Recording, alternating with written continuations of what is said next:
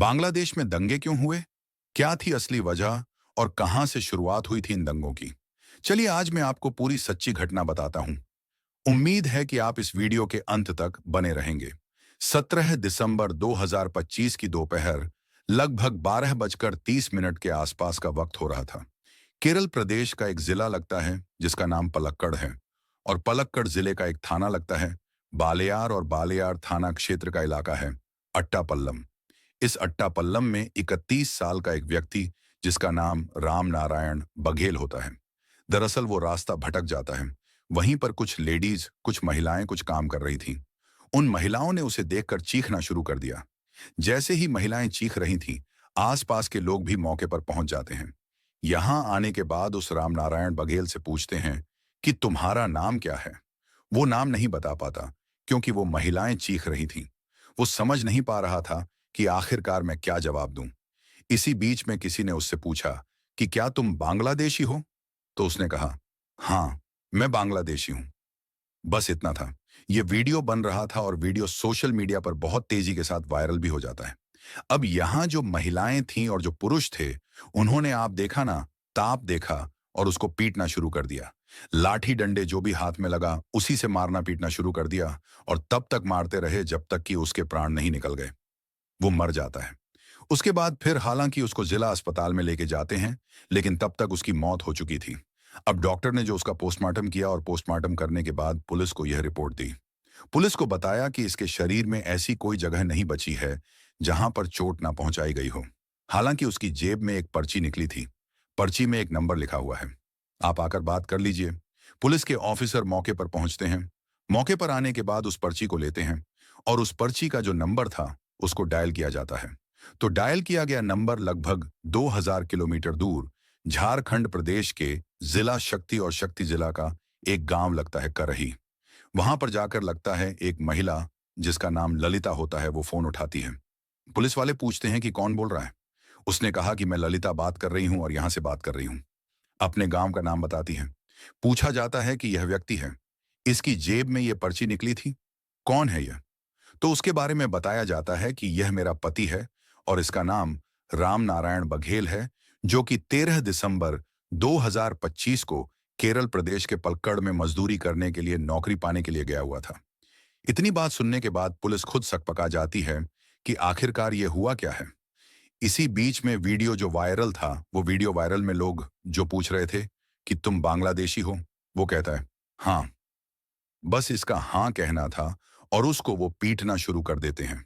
हालांकि पुलिस मामले की जांच पड़ताल में आगे जुट जाती है और यह पता करने की कोशिश करती है कि यह सब किसने किया है।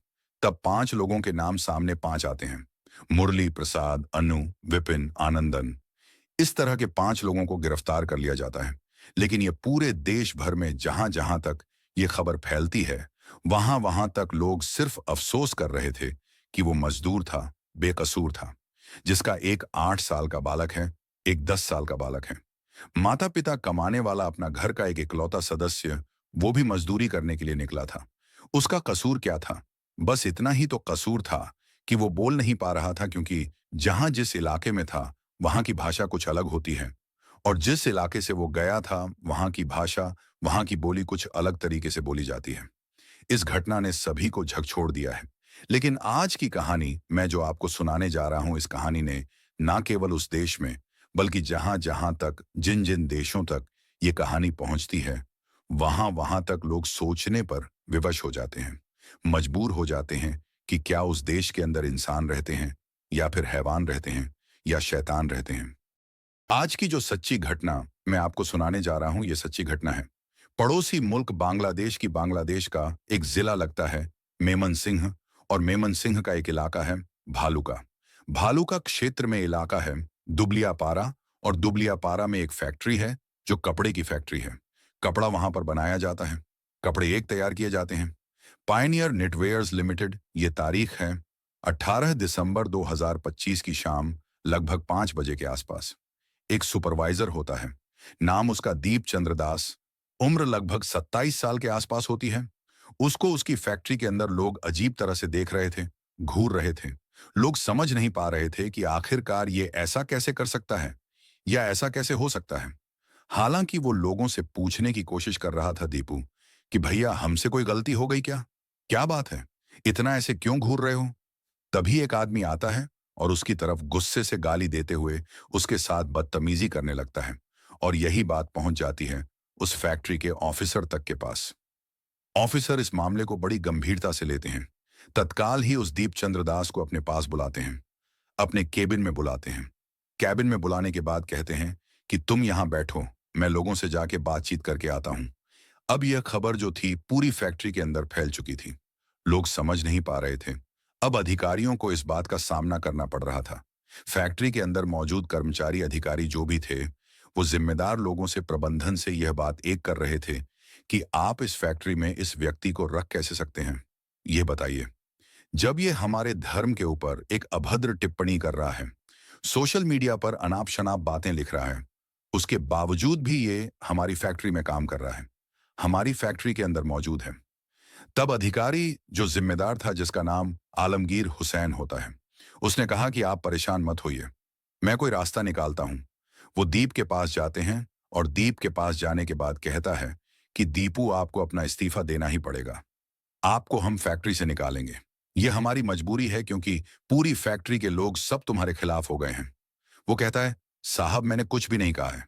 वो हाथ जोड़ रहा है, उनके सामने गिड़गिड़ा रहा है, लेकिन गिड़गिड़ाने की ना तो उस अधिकारी पे कोई असर पड़ रहा था और ना ही फैक्ट्री के अंदर काम करने वाले जो लोग होते हैं उन पे कोई असर पड़ रहा था। और देखते ही देखते बड़ी संख्या में लोगों ने काम करना छोड़ दिया और हुजूम सा लगना शुरू हो जाता है। 5 बजे ये कहानी शुरू होती है और 5 बजते बजते फिर रात के 8 बज जाते हैं। और जैसे ही रात के 8 बजते हैं तो किसी ने इस बात की कल्पना नहीं की थी, उम्मीद नहीं की थी कि उस फैक्ट्री के बाहर लाखों की संख्या में लोग इकट्ठे हो जाएंगे। ये मैसेज पूरे शहर में आग की तरह फैल जाता है कि एक व्यक्ति है जिसका नाम दीप चंद्र दास है। उम्र जिसकी 27 साल है, जो कि एक कपड़ा की फैक्ट्री है उसके अंदर काम करता है, सुपरवाइजर की पोस्ट पर है और उसने पैगंबर पर एक भद्दी टिप्पणी कर दी है। बस इतना था। लाखों की संख्या में लोग इकट्ठे हो जाते हैं सड़कों पर। अब ये जो मेमन सिंह मार्ग होता है, मेमन सिंह और ढाका मार्ग होता है, वहां पर हाईवे पर ये लोगों का हुजूम लग जाता है। गाड़ियों की गाड़ियां जाम हो जाती हैं। लगभग 10 किलोमीटर लंबा जाम की स्थिति पैदा हो जाती है। इसी बीच में जो एक भीड़ थी, भीड़ की शक्ल इकट्ठी होती है। वो गेट को पूरी ताकत से धक्का मारकर या किसी तरकीब से तोड़ देते हैं, उस फैक्ट्री का गेट। हालांकि जो कर्मचारी होते हैं, जो वहां पर मौजूद सिक्योरिटी थी, उन्होंने पब्लिक को रोकने की तमाम कोशिशें की। इस बीच में पुलिस को सूचना दी जाती है कि जल्दी से यहां पर आ जाइए। बड़ी संख्या में लोग इकट्ठे हो रहे हैं और दीप के खिलाफ नारेबाजी हो रही है। दीप को कोई नुकसान पहुंचा सकते हैं। पुलिस जब वहां से चलती है तो पुलिस जाम में फंस जाती है। पुलिस वहां पर पहुंच ही नहीं पाती। इस बीच में वह केबिन के अंदर बैठा हुआ था। वो अपनी जिंदगी के लिए दुहाई मांग रहा था, अपने लिए रहम की भीख मांग रहा था। लेकिन उसकी रहम की भीख, क्योंकि उसकी आवाजें किसी के कानों तक नहीं पहुंच रही थीं और लोगों में इस कदर गुस्सा था कि उसके केबिन में जाते हैं, उसको खींचते हुए घसीटते हुए यहां से इस फैक्ट्री से बाहर ले जाते हैं। बाहर ले जाने के बाद जिसका जितना मन कर रहा था उसको उतना पीट रहा था, जिसका जितना मन कर रहा था उसको उतना घसीट रहा था। कोई उसके कपड़े फाड़ रहा है, तो कोई उस पे लठ मार रहा है, तो कोई उस पे घूंसा मार रहा है, कोई उस पे लात मार रहा है, तो कोई उसका वीडियो बना रहा है। जो जिसका मन कर रहा था ठीक वैसे ही काम करते चले जाते हैं। लोगों में बस एक ही तरह की आवाज थी कि इसने ईश निंदा की है। ईशट निंदा यानी कि उसने पैगंबर पर गलत भद्दी टिप्पणी की है। बस इतना था। जैसे जैसे लोग आ रहे थे, हुजूम लग रहा था। उसको मारते रहते हैं, पीटते रहते हैं और उसको बेदम तरीके से मारा जाता है। इसी बीच में उसको एक पेड़ से बांध दिया जाता है और पेड़ से बांधने के बाद उस पर केरोसिन छिड़का जाता है। जब उस पर केरोसिन छिड़क रहे थे तो ये लोग अपनी आंखों से इस दृश्य को देख रहे थे। कुछ लोग तो तालियां बजा रहे थे और बेवजह की नारेबाजी कर रहे थे, हंसी जाक कर रहे थे, खुशी मना रहे थे, जैसे पता नहीं कोई बहुत बड़ा पर्व मनाया जा रहा हो। और साथ ही वीडियो बना रहे थे, ताली पीट रहे थे, तमाशा देख रहे थे।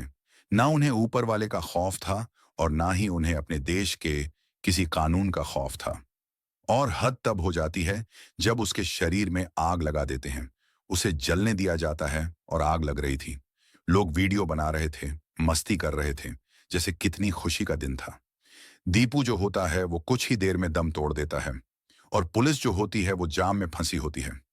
हालांकि पुलिस ने मौके पर पहुंचने की कोशिश की, लेकिन उसकी कोशिशें नाकाम हो जाती हैं। तब तक वो काफी मात्रा में जल चुका था और पुलिस ने आकर भीड़ को किसी तरकीब से शांत किया। लेकिन शांत करने का कोई फायदा भी तो नहीं था। भीड़ शांत जरूर हो जाती है, लेकिन उसके शरीर को वहां से निकाला जाता है, जो जली हुई हालत में था, बुरी हालत में था। उसके बाद यहां से फिर उसके पोस्टमार्टम के लिए भेजा जाता है। मामला फिर, क्योंकि लोगों ने बड़ी संख्या में सोशल मीडिया पर के लिए वीडियो बनाई थी, अपने मोबाइल में वीडियो बना रहे थे और एक दूसरे मोबाइल में शेयर कर रहे थे। ये बांग्लादेश से निकलकर वीडियो भारत ही नहीं, बल्कि दुनिया के अलग अलग मुल्कों में, चाहे वो अमेरिका हो, रूस हो, फ्रांस हो, इंग्लैंड हो, लंदन हो, पाकिस्तान हो, चीन हो, जहां जहां तक वो वीडियो फैल रहा था, वहां वहां तक बांग्लादेश की एक क्रूर छवि लोगों के सामने आ रही थी।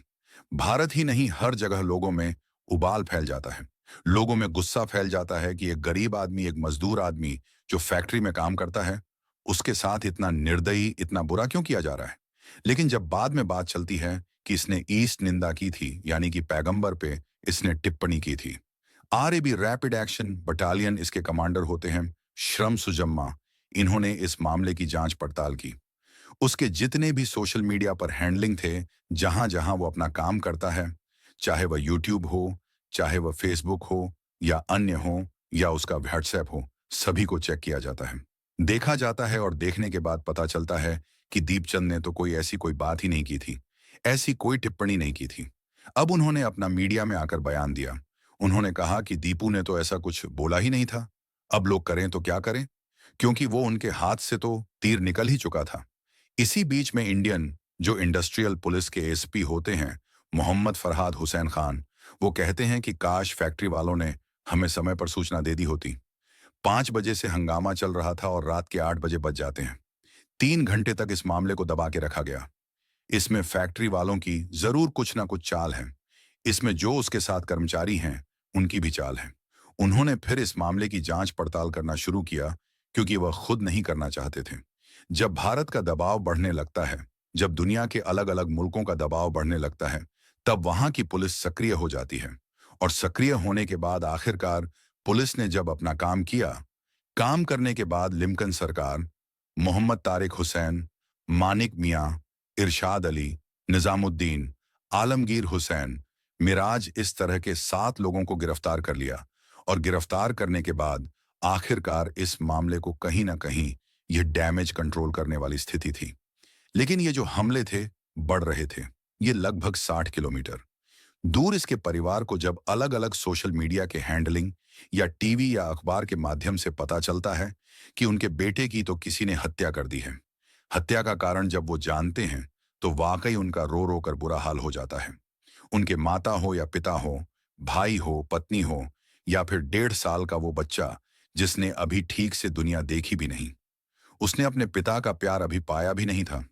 वो भी शायद कभी सोचेगा भी, जानेगा भी कि इस देश के अंदर इतने क्रूर टाइप के लोग रहते हैं कि उसके पिता की बेवजह हत्या कर दी, जबकि उसका कोई दोष भी नहीं था, और जो उस पर आरोप लगाया गया था, वो आरोप सिद्ध भी नहीं होता है। इसके बाद आखिर असल में ये जो वजह बनी है, क्योंकि इस देश में जो हिंदुओं पर हमले की बात जो बन रही है, हिंदुओं पर हमले, इसके पीछे की एक मेन वजह बताई जाती है कि भारत का एक विरोधी नेता है जो वहां पर बांग्लादेश में है और जो हमेशा कट्टरपंथी वाली बातें करता है, भारत के खिलाफ जहर उगलता है। और साथ ही जो वहां की पूर्व प्रधानमंत्री होती हैं, शेख हसीना, उनका राजनीतिक विरोधी भी होता है। उसने हाल ही में अपने पर फैलाए थे। नाम उसका शरीफ बिन हादी उस्मान होता है। दरअसल उसका वो चुनाव प्रचार में लगा हुआ था और ये तारीख थी 12 दिसंबर 2025, चुनाव प्रचार कर रहा था और इसी बीच में वो मस्जिद से निकल रहा था। 12 तारीख को जैसे ही मस्जिद से निकलता है, बाइक सवार 2 शूटर होते हैं जिन्होंने अपने आप को चेहरे पर नकाब लगाया हुआ था और इसी बीच में निशाना लगाते हैं। निशाना लगाने के बाद इस हादी उस्मान को गोली मार देते हैं। उसके सर में गोली लग जाती है। वो गंभीर रूप से घायल हो जाता है। हालांकि उसका आसपास में इलाज शुरू हो सकता था, लेकिन कम से कम 5 घंटे तक उसे फ्लाइट से लेके जाते हैं सिंगापुर और वहां जाके उसका इलाज कराते हैं। हालांकि उसने सरवाइव किया, कोशिश की, लेकिन वो ज्यादा दिन तक सरवाइव कर नहीं पाता है और 18 दिसंबर 2025 को जब उसकी मौत की खबर फैलती है, तो पूरे बांग्लादेश के अंदर स्थिति ऐसी हो जाती है, पूरे देश में अराजकता फैल जाती है, दंगे की स्थिति हो जाती है, आगजनी हो जाती है और कई अखबारों के दफ्तरों को निशाना बनाया जाता है। कई अखबारों के दफ्तरों के अंदर पत्रकार अंदर फंस जाते हैं, आग लगा दी जाती है। जहां देखो वहां कम से कम 4-5 शहरों की स्थिति तो बद से बदतर हो जाती है। जब यह स्थिति फैल जाती है, और स्थिति इसलिए भी फैलती है, इसके पीछे की एक वजह और भी बताई जाती है कि स्थानीय मीडिया ने खबर फैलाई कि जो शूटर होते हैं, दोनों, एक का नाम फैसल करीम मसूद होता है और दूसरे का नाम आलमगीर शेख होता है, जो कि गोली मारने के बाद इंडिया भाग गए हैं। ऐसा पुलिस का दावा किया जाने लगा। ऐसा पुलिस की जांच में बात सामने आने लगी। बस इतना था। उसके बाद तो फिर लोग सड़कों पे उतरने लाजमी थे। सड़कों पर उतरने के साथ साथ इंडिया के खिलाफ लोगों में एक तरह की एक मुहिम सी छिड़ जाती है। और ये बांग्लादेश के अंदर उन्होंने एक आवाज लगाई कि भारत का जितना भी सामान है, उत्पाद है, उसका हम विरोध करते हैं और उसका विरोध होना चाहिए। उससे कोई लेना नहीं होना चाहिए, देना नहीं होना चाहिए। इस तरह की आवाज लगानी शुरू कर देते हैं। और जैसे, क्योंकि भारत में जब बहुत बड़ी संख्या में हिंदू रहते हैं, इसलिए उन्होंने हिंदुओं को ही निशाना बनाना शुरू कर दिया। बांग्लादेश के अंदर यह भी बताया जाता है कि एक दिन के बाद की बात है, एक लड़के के हाथ में कलावा बंधा हुआ था और उसे रोका एजेंट बताने लगे। हालांकि वो ई रिक्शा वगैरह चलाता है। उसे कहने लगे कि यह रॉ का एजेंट है और इसके हाथ में कला बंधा हुआ है। उसके साथ बहुत बुरी तरह से मारपीट कर दी। हालांकि उसकी भी हालत ज्यादा गंभीर हो जाती है, लेकिन बताया जाता है कि पुलिस ने उसकी जान बचा ली थी। लेकिन इसी तरह से मामला चल रहा है। लेकिन भारत सरकार, खासकर प्रधानमंत्री की तरफ से ऐसा कोई ठोस बयान नहीं आया है। ऐसी स्थिति में भारत के प्रधानमंत्री को बांग्लादेश के खिलाफ कुछ ऐसा बोलना चाहिए, ऐसा करना चाहिए, ताकि उसे सबक मिल सके और भविष्य में किसी भी ऐसे दीपू जैसे लोगों के खिलाफ कोई भी इस तरह की बात हो, उससे करने से पहले लोग वहां के हजारों बार सोचें, ताकि, क्योंकि वो शायद बांग्लादेश ऐसा लग रहा है जैसे पाकिस्तान की राह पर चल रहा है। दोस्तों, इस पूरे घटनाक्रम को सुनाने का उद्देश्य किसी को परेशान करना नहीं है, किसी का दिल दुखाना नहीं है, बल्कि आपको जागरूक करना है, आपको सचेत करना है। जिस तरह से शायद बताया जाता है कि फरवरी 2026 में वहां पर चुनाव है और चुनाव का माहौल बनाने के लिए, लोगों को एकजुट करने के लिए, क्योंकि वहां पर बहुत बड़ी तादाद मुसलमानों की है, और इस तरह का माहौल पैदा करके कि एक साथ जब सब लोग इकट्ठे हो जाएंगे, तो जब इकट्ठे हो जाएंगे तो जिस मनचाही उनकी सरकार बन सकती है।